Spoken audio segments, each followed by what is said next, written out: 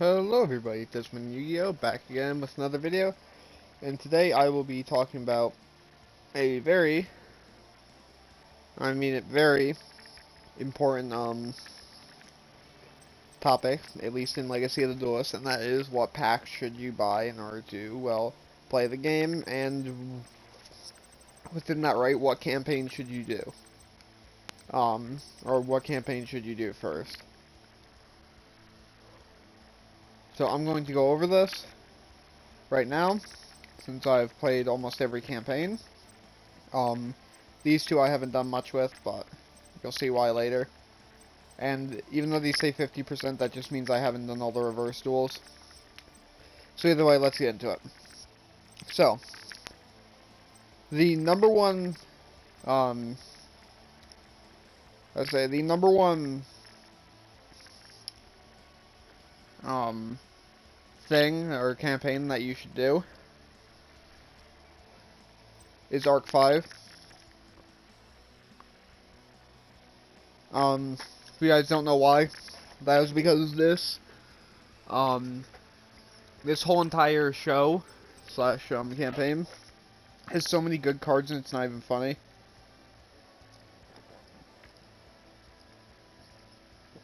I'll go through now just some of the decks you can get. Perform Pal, Odd Eyes, Abyss or this is Yosenju's. Or you get Yosenju's from this dude. Constellars, Melodious Gem Knights, X-Sabers, Super Heavy Samurai, Prediction Princess, which isn't that good, but same thing. This is Yosenju's. Raid Raptors, Frightfurs slash Ruffles, Phantom Knights, Speedroids, Ancient Gear Perform Ages, and Lunalights. More Ancient Gears and Ninjas. Same things as before. Speedroids and Goyos, Blackwings, Cardians. This is Ancient Gears and Perform Ages. That's just more Raid Raptors. More Raid Raptors, more Blackwings. Same thing, basically. Speedroids and Predaplants, which are really good. Resonator slash Red Dragon Archfiend spam. DDDs, and I forget what deck he runs. I believe it's also Ancient Gears, but don't quote me.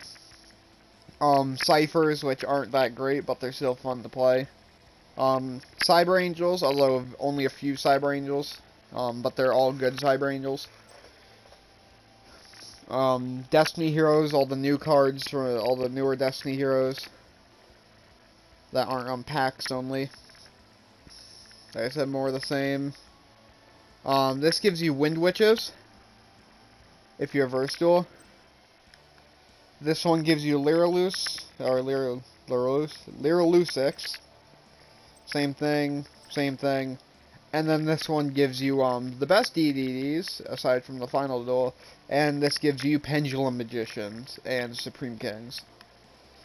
This gives you basically a bunch of DDD support, and this gives you some of the final Performant Pal support. But as you can see, most of these decks are really fucking good.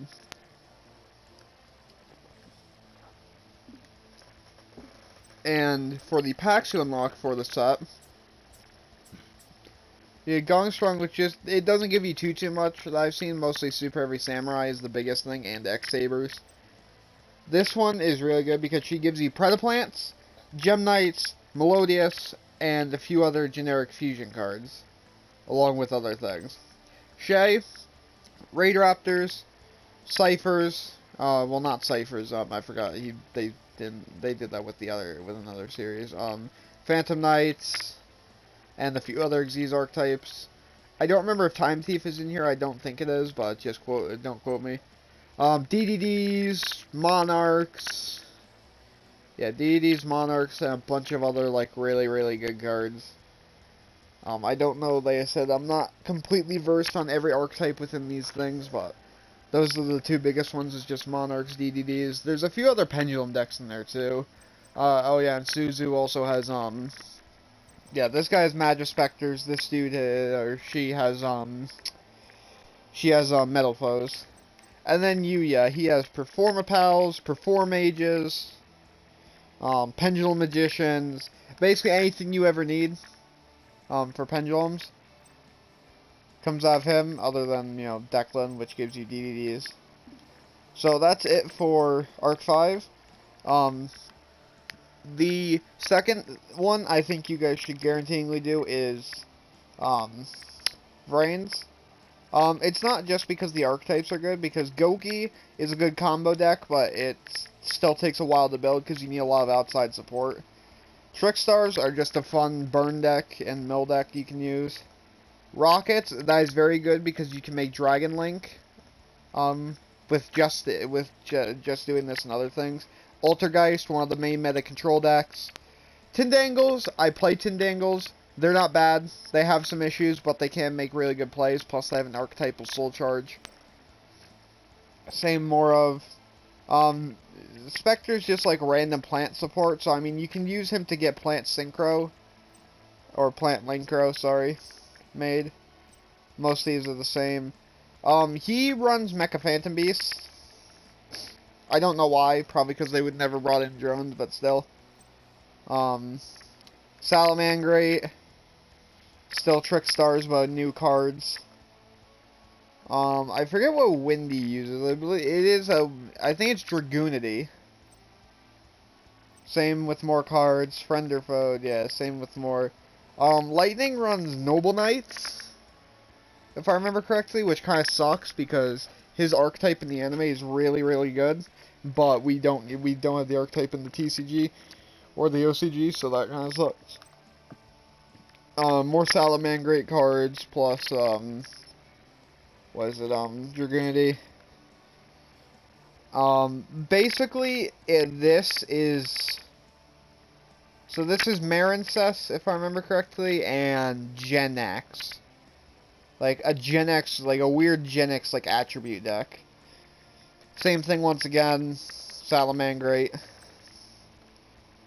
RA cards we already have. Same thing. Robopi, which sucks about him, is his archetype is actually being released soon, which is Appliancers. But it didn't go through. This is just, oh yeah, and Gora, one of these should have had Dino Rustlers, but they didn't put it in the game. But yeah, this one is Goki. Same thing with Marincest. Or Marincest, sorry. That sounded a lot wrong than it should have been. This is, once again, Salamangreat, and I believe this is just like machines. Like, it's a weird deck. It's like machines and stuff like that. This is just more rockets, and you can get all the stuff, most of the stuff from the structure decks. From, like, the in-theme rocket structure deck in real life from it. And we have this one, which just gives you the Ignisters. And obviously, Playmaker is just generic Cybers, Code Talkers, stuff like that. Which means you can get Fireball Dragon, but Fireball Dragon's banned.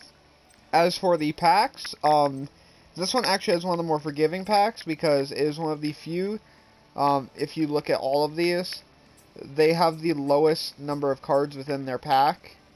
And why that's good is because that means there's a higher chance of you getting rare cards. Blue Angel, from what I remember, is like Tindangles, Trickstars, like along those borders. And also some Marincess. Soulburner is mostly just Salamangreat, some fire decks. There's a few other like weird cards in here, but I don't open much of him yet because I don't need him. Now Varus, or in what most people would know him as, Revolver.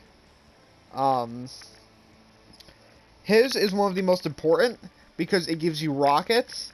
It gives you some of the Dragoonity links, and so it gives you like the Dragoonity links and stuff like that. It gives you Topologics. It gives you Borals. It gives you pretty much it literally gives you all of his cards, as well as generic dragon support and stuff like that, to the point where This basically, if you want to make Dragon Link, this is how you get it. This gives you Guard Dragons, Borals, other Dragon Links you need, Saryuja. Like, he basically just gives you all the cards you need, multiples of, in the deck, like, all the good Dragon Link cards. I is more like, he's like all the cards that weren't released, so he's like certain promo cards, he's also promos, eyes, any, like, basically most of the rest of these, like, aside from Varus, which is mostly just dragons, these three, although Soulbar and I are the worst defenders of this, are basically just any archetypes that weren't released in the game yet. And they do that. Now, the cool thing is, though, is that they can technically still add more packs to the game, eventually, so they might add some of the newer cards coming out, like appliances and stuff like that, but point still being, these are all really good, and each of them have good decks. And, oh yeah, I forgot to mention as well, Playmaker's the biggest one. He has Goki, Cyberse, Code Talkers, like, just, he has so many archetypes in this pack, it's not even funny, because he was released when Vrains didn't have all of its archetypes cards put in yet. Altergeist, stuff like that. Basically, he's just, if you want Vrains era cards that aren't, like, of their character, you go Playmaker. But yeah, so that's why you should do Vrains, and I will recommend going into this series, but only up until at least early on, if you want to do it. Only go up until you get Seto Kaiba. That's because Kaiba has the ABC cards, and well, he has ABC, Blue Eyes, and a bunch of other cards. Basically, he's just like, if you want to play cards that Kaiba has used, and a bunch of really good generic cards, that's who you want to go with.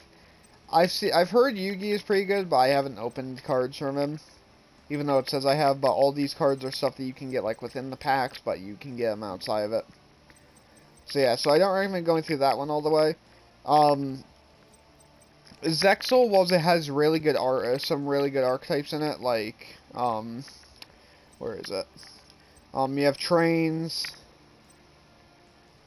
Where is it? Sharks to an extent, Gimmick Puppets, Galaxy / Photons.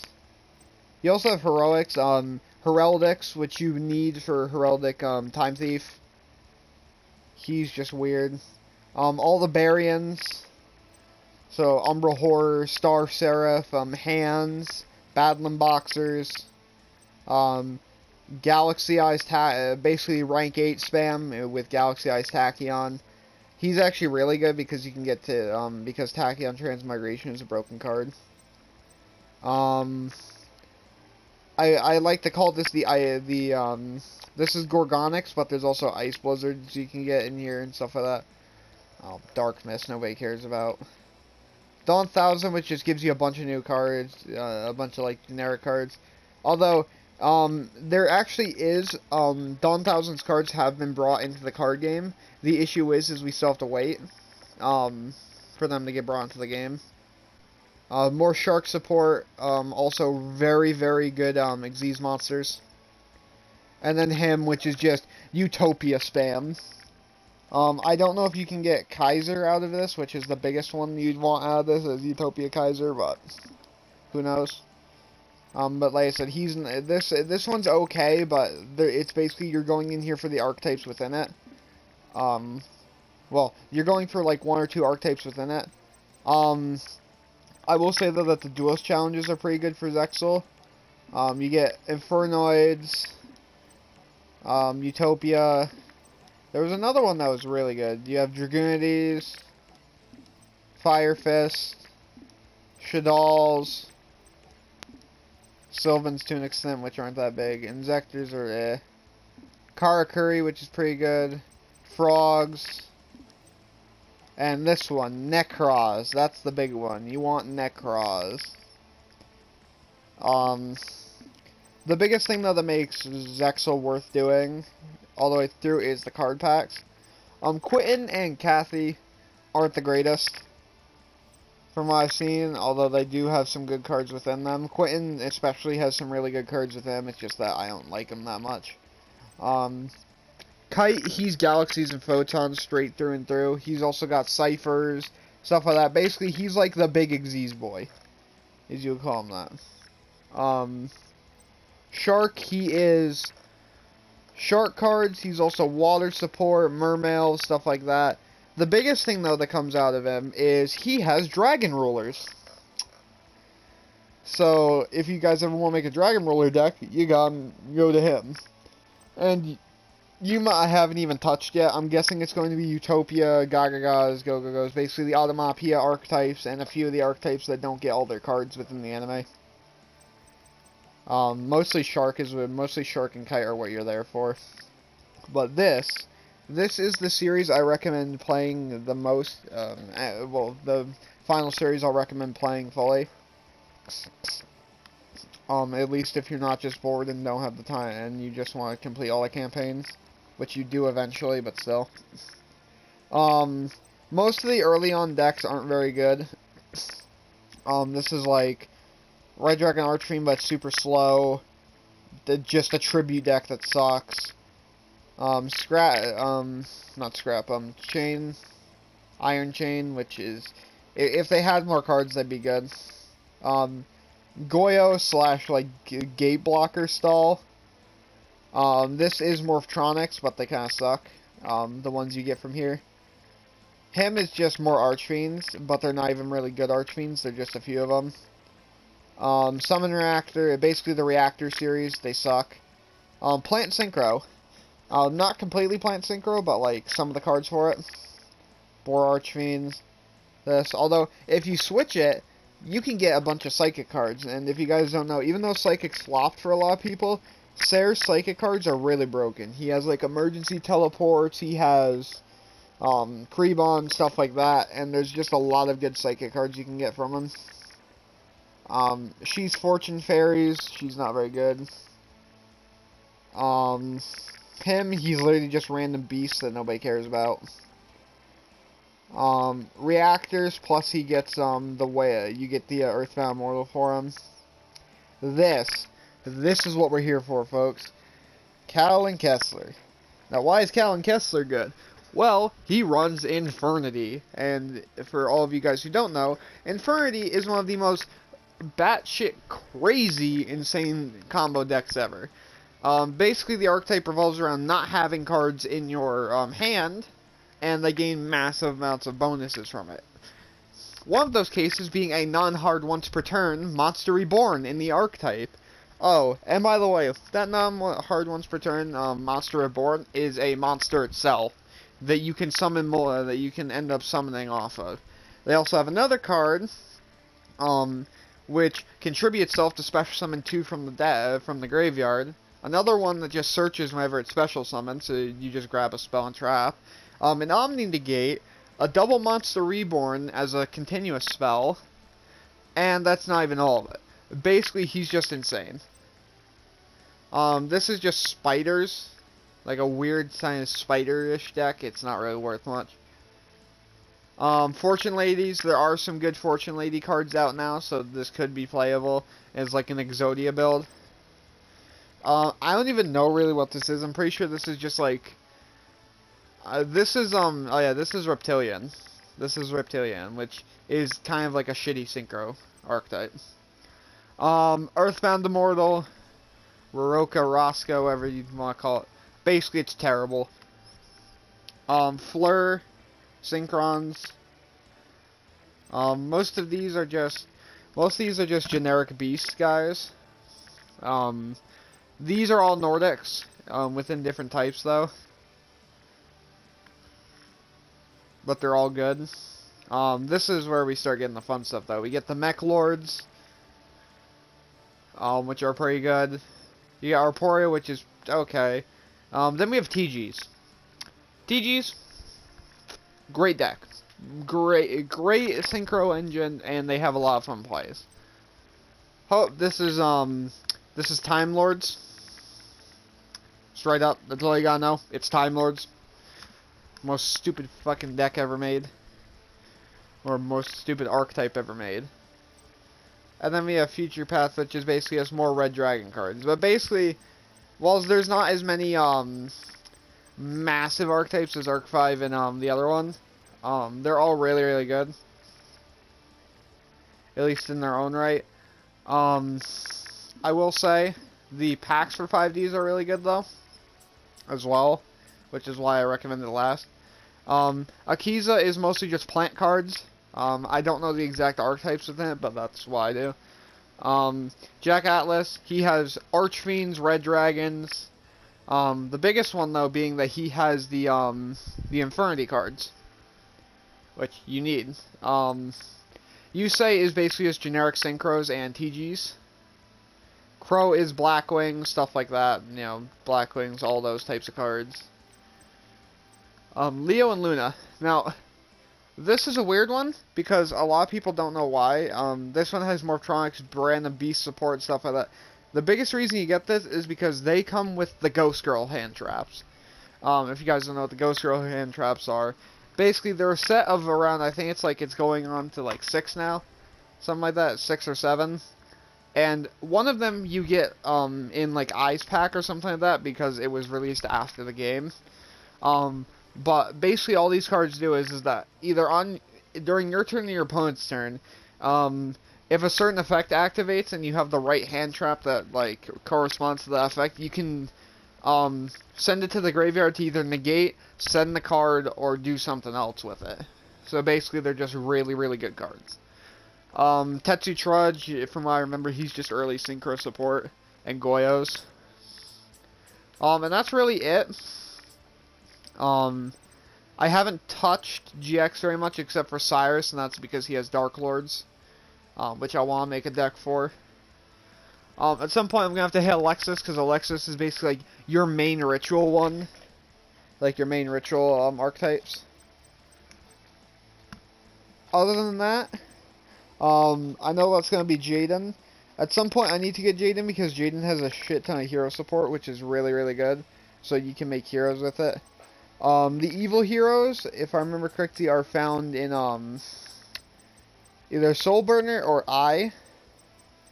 So if you're looking for like the evil heroes and like the newest cards like Liquid Soldier, you get them from here.